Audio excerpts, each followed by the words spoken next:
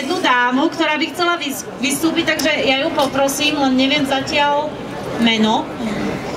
Ale v podstate, ako vidíte, tak chcela by nám niečo povedať.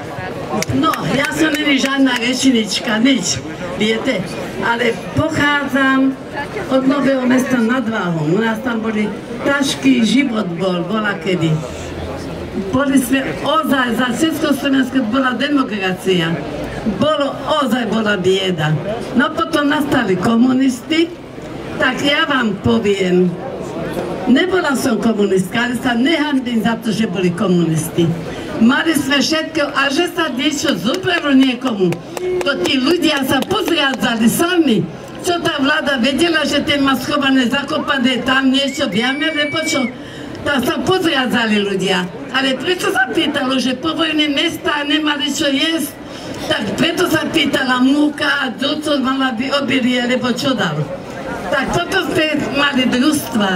Chodili sme, pomáhalo sa družstvám, všetkého sme mali, boli sme sebestační. Žiadni Nemci, žiadna Amerika, niekto. Amerika nám potom poslala zemiaky z Ruškového, všelijakú, no, ja si nespomenem, jak to chodili, všelijakých robáci sme dostali.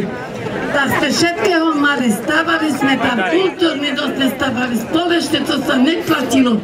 A to sa dneska všetko minulo. V Mečiarovi som chodila, pandila som mu, som babka demokratka. Čo spravil Mečiar? Potom pošiel Zurinda, čo spravil? Všetko elektrárne, plyn, všetko zničil. Čo by sa im zešlo? Pozatvárali, jak je,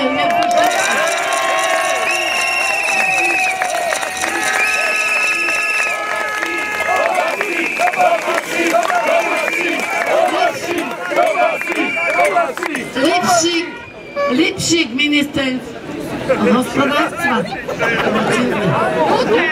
Vnútra.